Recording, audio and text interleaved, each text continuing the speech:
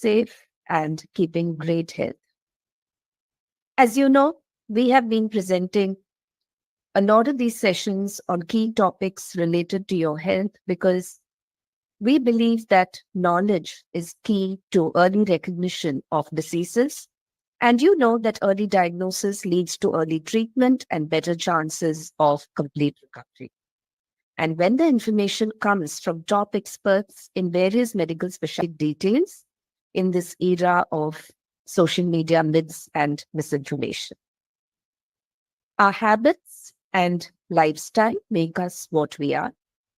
While a lifetime of healthy habits like a balanced diet, exercise, and good sleep will enhance your health, the reverse is also true. If you abuse your body, then you pay the price at the end. Many lifestyle factors can contribute to the development of heart conditions, especially coronary artery disease, which is plaque buildup in the arteries, stroke, heart attack. And they could be anything. It could be obesity, smoking, physical inactivity, a bad diet, lack of sleep, substance abuse.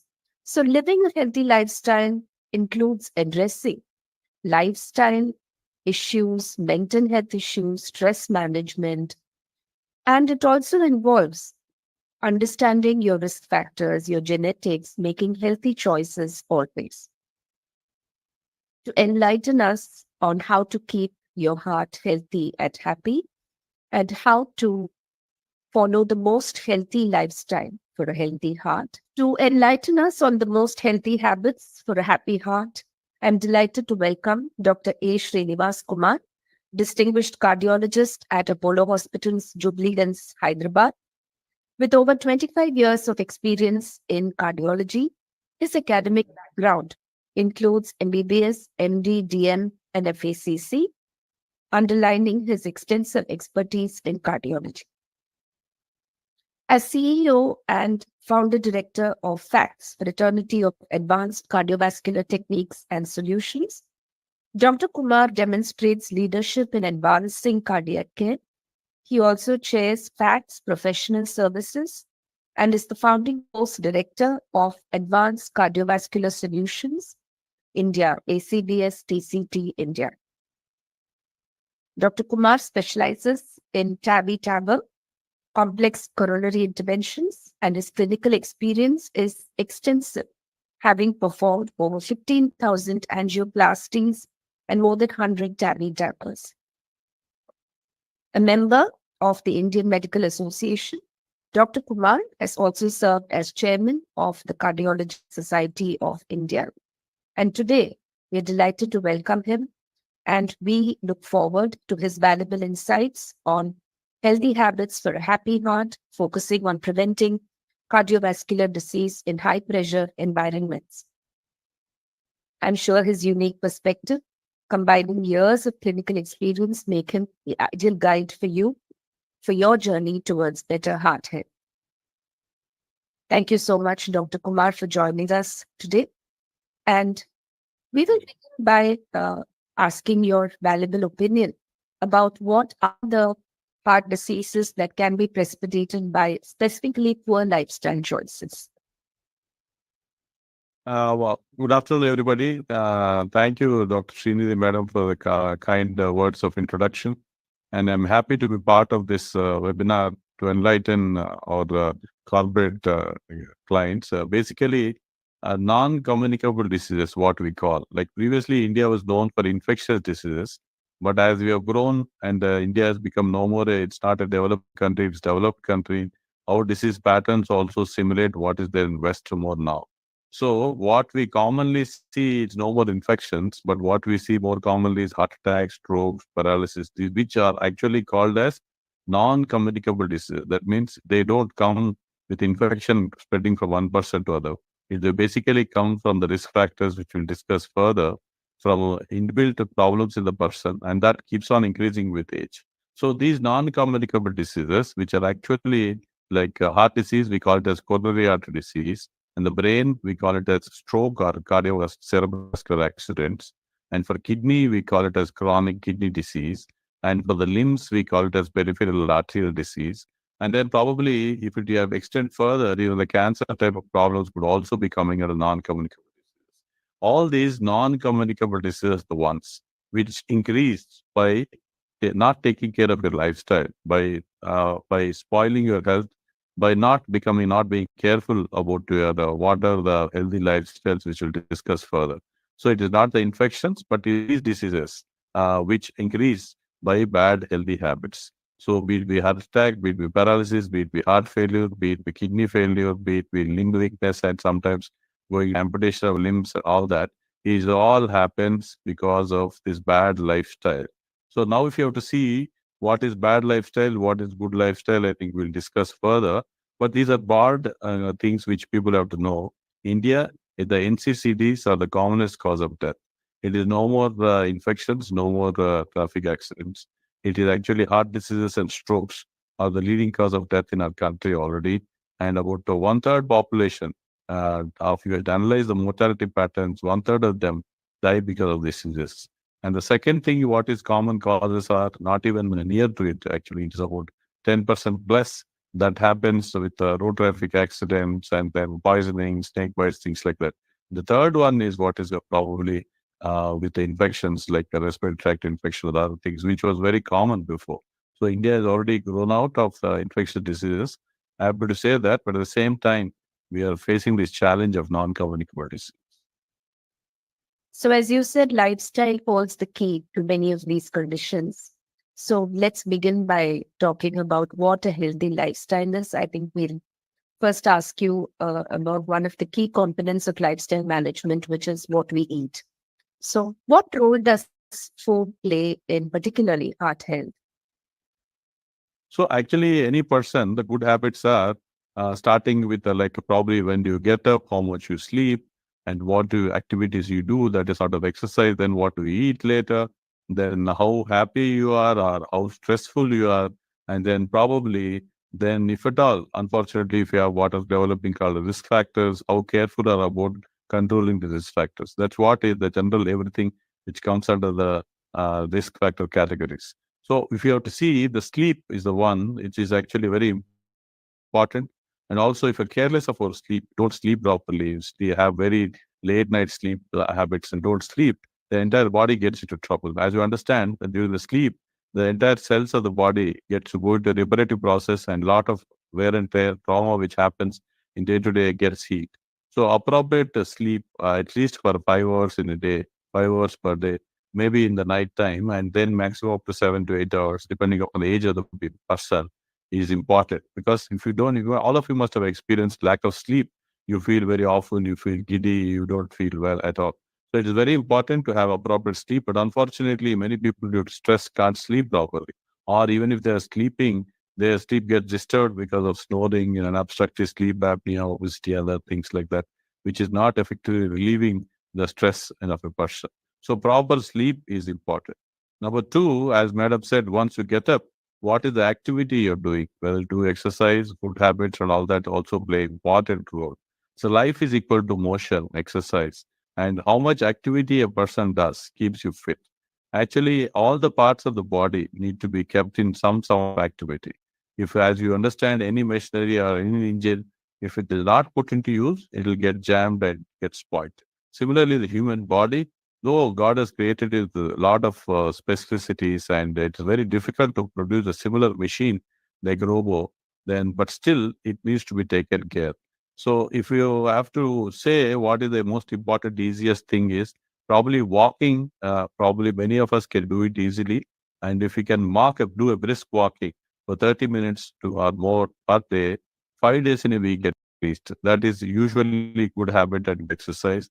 If you want to jog, you can jog. If you want to swim, you can swim. If you want to do cycling, it's fine. But generally, the weightlifting, which is very popular, is not advisable for prevention because the body tells you you can't again do weightlifting and try to become overnight Hrithik Roshan, things like that. But you have to be monitoring your body. Your body tells you how much stress and activity you can do it. According to it, you do it. But by and large, as a broad rule, 30 minutes of exercise per day, 5 days in a week at least. People do it for 1 or 2 days and expect the benefit. It doesn't happen. But again, the exercise needs to be having warm up and then gradually calm down again. But in the fast lifestyle, you won't actually do want to finish off fast and then go, then that leads to trouble sometimes. So the second important aspect is that exercise. Actually, what I mentioned, things you can follow. The third, as Madam was highlighting, the most important again, which is causative for so many problems, is what you eat, the dietary habits. So whatever I say that you don't eat that, this, that is too much restrictions. I don't want to have it for all the audience. But anything you should do it in moderation. There is a Sanskrit saying that Ati Sarvatra Varjit. Anything you eat in, again, tons and olive oil, the people say it is good, but you put tons and tons of it becomes bad. Sugars are bad, sweets are bad, then probably anything in little moderation is fine. But generally, vegetarian diet is preferred. Have plenty of vegetable salads and eat them. That's okay. But again, fruits and chocolates probably these are okay health wise, but you have to take care of the calorie intake which you are doing it. Apart from it, the other high sugar content sweets and then probably high saturated fats. These are not good. And the people ask about non-vegetarians. Fish is probably is okay, but you should try to avoid taking mutton, red meat especially. And chicken, somebody wants to eat, maybe fat can be removed and take it in moderation. So this is something about diet. But in general, vegetarianism is becoming popular. And again, keep a note of your calories and don't eat just before you sleep. Give some gap. And then probably that will help you not to make your body into more of excess fats and sweets, fat. Right. After the food intake, then the other important thing is how comfortable are you with life? How happy are you with your life? I don't say don't become stressed up. That's a negative connotation, but being happy is important. If you're happy, then probably God, your heart will be healthy and you'll be disease free. But happiness should not be by indulging in wrong habits like alcohol and smoking, but by helping others at being happy.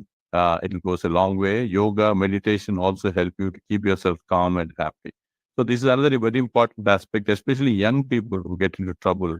The stress, the smoking, all that is leading to trouble. And lastly, the fifth factor I would say is generally, if you unfortunately you develop risk factors like diabetes, blood pressure, high cholesterol, then probably go to a doctor and take immediate treatment. These five habits, what important things what I mentioned is proper sleep, appropriate exercise, then probably good dietary habits, being stress free and being happy, and then lastly, taking care of risk factors. These called as Panchasutra for prevention of cardiovascular disease. And if somebody is able to do all this, then you can decrease the risk of getting into trouble by not 1-2%. But studies have shown your prevention capacity is up to 81%. This is actually studied scientifically and proven. But many people, unfortunately, how many of the population is following that all these five? Only 1-2% follow this. It's unfortunate. That's why this sort of programs will help you to educate more, and probably more of you can practice this and stay yourself healthy and happy and avoid the development of this epidemic of coronary artery disease, which is happening in our country, what we also call as NCCTs. So these are the message opening statements I would like to give, and follow these and be healthy. Thank you, Doctor. So I think the strongest message here is that consistency, and you have to keep doing this day in and day out. So now we come to some specific corporate or workforce related issues that they may have in following these things consistently. So the first thing is, given people's long hours and sedentary nature of many of our corporate jobs. So we said about physical activity, but most of the time, as you also have said, that people don't, they usually say that they are too busy or they have to leave early or come home late. So what practical tips would you give to them to make sure that they're moving enough? Actually, it's very important for all of us to take some time out for us ourselves to be healthy. And you say you're busy, but busy by doing what? If your health gets spoiled, then you know the importance of it. So all of you should take some time out, at least 30 minutes a day, I say. And God is kind enough for you to take 2 days holidays too. But still, if you work the other way, it doesn't work. So at least 30 minutes of activity. Then people who have the habit of prolonged sitting desk jobs. Actually, Apollo also did this Apollo life score, risk score calculations. We all had only Framingham score, but Apollo, through the help of Microsoft, others calculated the data from all the healthy volunteers which come along with the pro health concept, which Apollo strongly follows, and analyze the data with lots of people. What came out is Another important risk factor is the prolonged sitting, inactivity, sedentary lifestyle is bound to be another very important, useful factor in development of disease. So for all those professionals, doctors too, who continuously sit and practice, or software professionals who continuously sit, my advice is at least you should keep walking in between, at least once in 2 hours, take a break and then walk for 10, 15 minutes. For us in interventional cardiology, we are fortunate to go to cath lab, do procedures dynamically, and come back and see patients. But some doctors who continuously sit and do only desk works, so probably they should take some time out after every 2 hours to keep yourself fit and active and move your all parts and do a walking in between.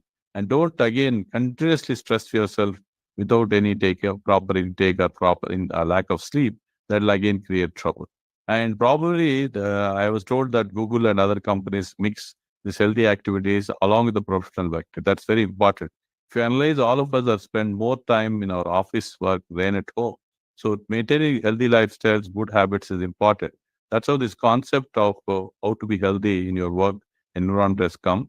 And most of the offices now create some spaces for you to do some activity. If you can do some treadmill exercise and all that, along with maintaining some healthy food and workspaces. So what I would like to say is, don't pile up your work, don't stress yourself too much. And about the physical activity, you try to be active and have some motion to each part of the joint. And then probably after 2 hours, definitely get up and walk for some time in between. If somebody is not able, also will help you partly to become to be stay healthy and happy.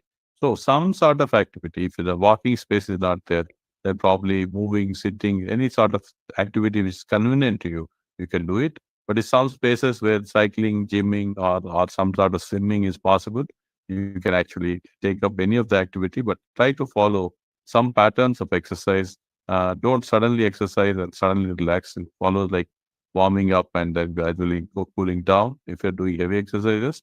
Otherwise, in office space, at least be comfortable. Don't stress up. Then don't get indulged to smoking, all the bad habits. And for every 2 hours of continuous sitting, you should take some break and walk. These are some of the broad tips which I could give at the workspace. And then probably heavy binge eating during work and canteens is also not good. So you have to eat moderately. Actually, even if you eat one good meal a day with some lighter spread out meals, breakfast like thing is also okay. But we generally indulge in overeating, which is not very good. And that's how it becomes obese. So once you become overweight, then you can't do activities much. That's also important to maintain activity, good health, food, and probably control your weight also.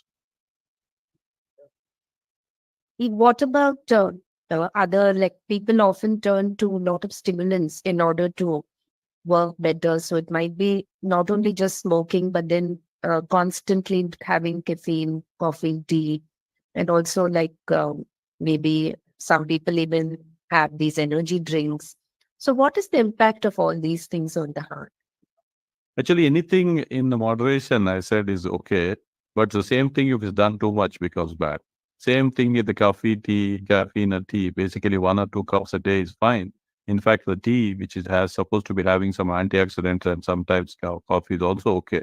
The same thing if it's done 10 times, 20 times in a day, then it becomes like toxic, where it becomes not only calorie point of view, but you start getting irritations, you start getting GI side effects and things like that. So 1 or 2 cups of coffee or tea is okay. And then regarding the energy drinks again, you want to do something which is very fast, and you want to do something where you don't want to work too much, get its benefit. That never happens in life actually. So that sort of energy drinks which suddenly give you energy could be stimulants, but then the continuously taking thing natural means if you want to take milk, remove that fat and take it. And if you want to take some fruit juices, again keep a consciousness of your calories because again, if you put drink tons and tons of fruit juices is bad. Probably you can take some direct fruits with fibers. That is good. And then regarding the intake of some people have peculiar habits of taking some peculiar pills which are supposed to be good and healthy. That again is not a habit to be encouraged.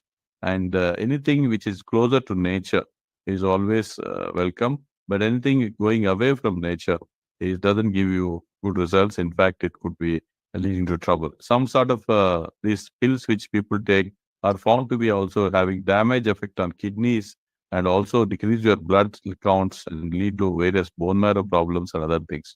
So keep a watch on what you're taking, and appropriately, what broad advice is, be closer to nature in what you're taking. So that will help you to remain healthy. We know that when it comes to heart health, early detection is very important. Knowing your risk factors is important. So, what advice would you like to give our audience regarding screening themselves for not only their heart health, but their overall health status?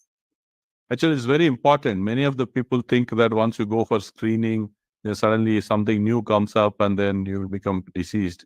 That's not true. The latest concept is don't come to hospitals like Apollo only when you become sick. You have to maintain your health. Hospitals are your friends, doctors are friends to advise you to remain healthy and how also guide you to how to remain healthy. These Apollo hospitals, Chairman Pratap Dundigaru and others have started with this passion, the pro health concept. The idea is to keep you fit and healthy. So this is very important to undergo appropriate checks if you have already have any disease. If you ask me what is the broader age at which you can start this is basically if you have a family history of heart disease, the earlier you do, the better it is. And probably at 30 years of age, it could be fine. But if you don't have it, then probably the disease frequency increases much more from 40 years of age. So anybody who is that age should get checked up once at least.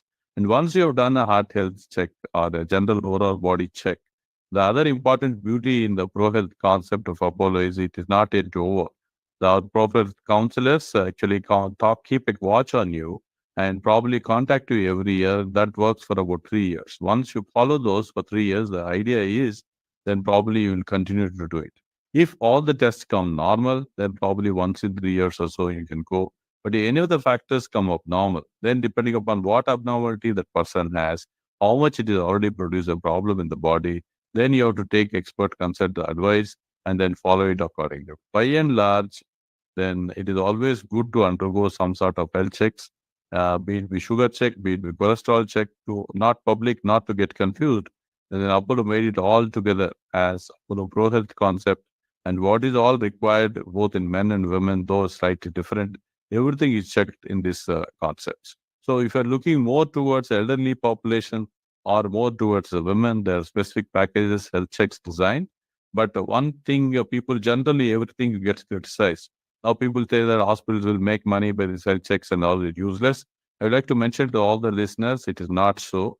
The regular tests, which cost about 10,000 plus, are all burdened into 3,000, 4,000 rupees in these health checks and done at a much, much subsidized price with the idea of preventing the disease and not making you succumb to disease already. So if we detect it early before it strikes, there's nothing like it. If suppose somebody suffers heart attack, then heart gets damaged is a problem. The idea of these packages is to detect the blocks early, and probably when you find it, you should start taking preventive treatment so that you will not go into overdevelopment of heart disease.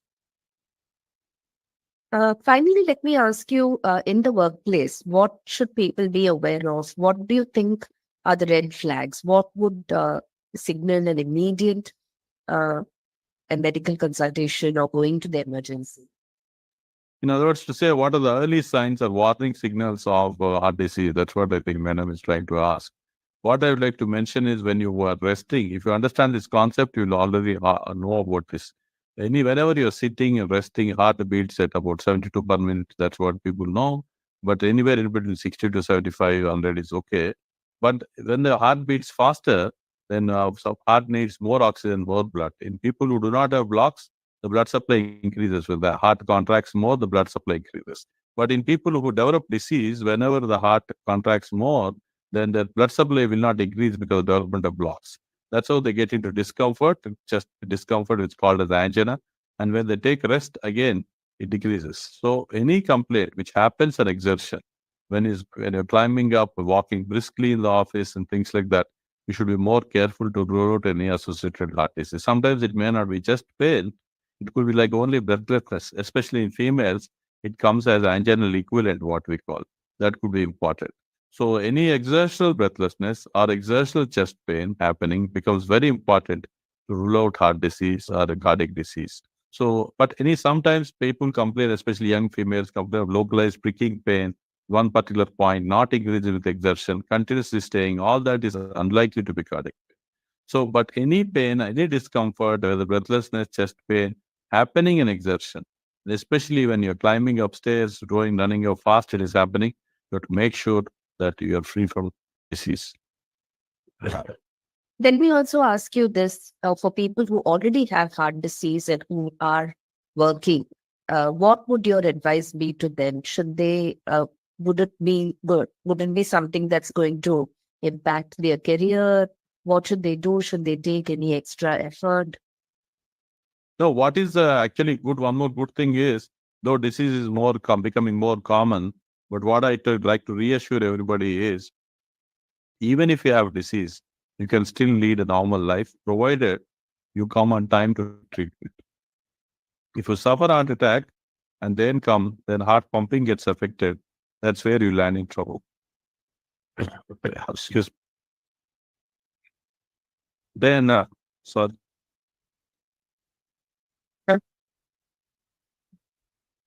Okay.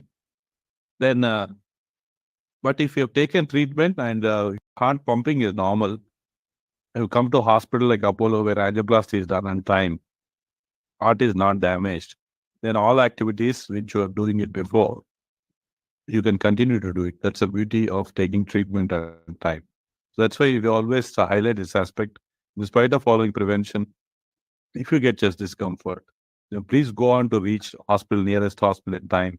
The first 1 hour is called as golden hour, because if you go there, treatment is given, heart is normal, and you can lead a normal life like before. Of course, following the preventive measures and taking some minimal dietary precautions and tablets which doctor advises. In other words, to say, if your pumping is normal, then you can do all the activities like yoga, meditation, walking, cycling, whatever I told.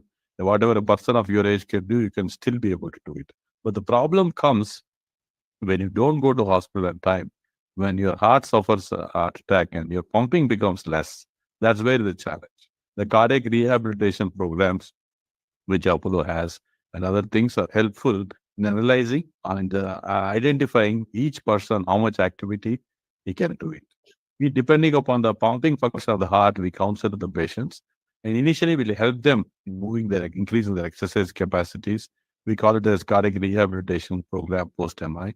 And then, according to it, we can guide. But one thing I can assure is, gradually following all these exercises, measures, physiotherapy, you would actually try to get these people as close to the lifestyle as possible. So there's nothing to worry. At the same time, it has to be practiced and followed. And if you do it on one day, again, it's not sufficient. You have to do it at least 5 days in a week. God has given you 2 days holidays, nature and God, be happy with it. But if you work for 2 days, 1 or 2 days, the benefits won't come. So take this. And then other important feature which somebody should be having, avoiding is getting into stress, to lack of sleep, and probably doing wrong things in life, and being always cribbing about all these are negative things should be avoided.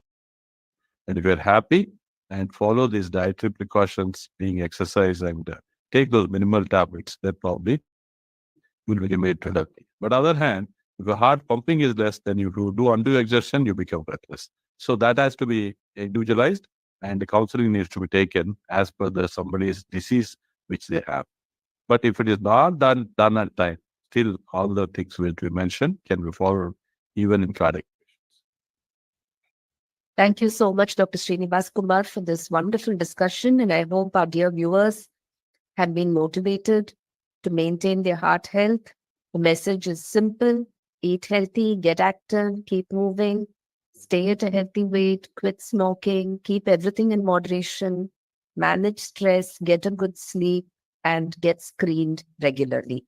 This will surely keep your heart happy forever. Till we meet again, stay safe, stay healthy. Thank you, and namaste.